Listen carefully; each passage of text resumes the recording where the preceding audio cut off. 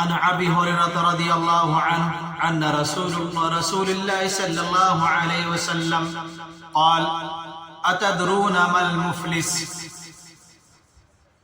قالوا المفلس فينا من لا درهم له ولا متاع فقال المفلس امتي من ياتي يوم القيامه بصلاله وصيام وزكاه ويأتي قد شتم هذا وقذف هذا وأكل مال هذا وسفك دم هذا وضرب هذا فيعطى هذا من حسناته وهذا من حسناته فإن فنيت حسناته قبل أن يقضى عليه أخذ من خطاياهم فطرحت عليه ثم طرح في النار رواه المسلم۔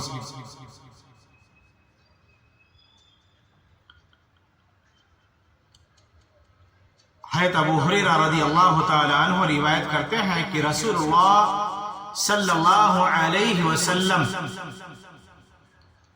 نے صحابہ اکرام سے پوچھا، کیا پوچھا؟ اتدرون ما المفلس؟ صحابہ نے کہا قالوا المفلس فینا من لا درہم له ولا متاع۔ اللہ اکبر۔ صحابہ نے عرض کیا مفلس تو وہی ہے جس کے پاس پیسے نہ ہو، نہ ہی کوئی سامان ہو۔ قربان جائیے اللہ کے نبی پر۔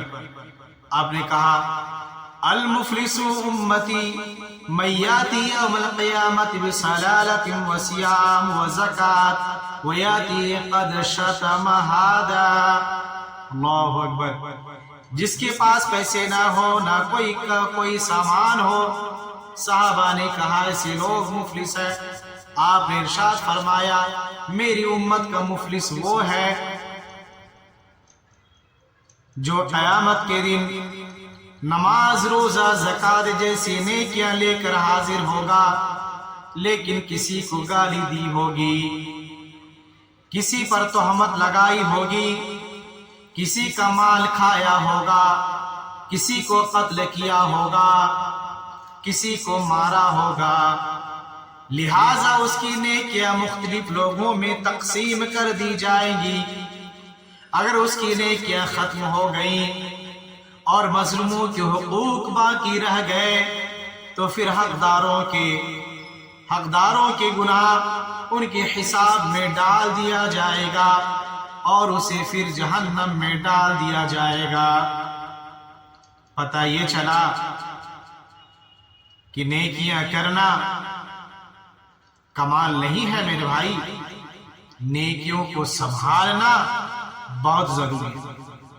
کہ ایسا نہ ہو ہم ایک طرف نیکی کر رہے ہیں، دوسری طرف احسان جتلا رہے ہیں، ایک طرف نیکی کر رہے ہیں، زکوٰۃ دے رہے ہیں، دوسرے پر ظلم کر رہے ہیں، نماز پڑھ رہے ہیں، خون بہا رہے ہیں،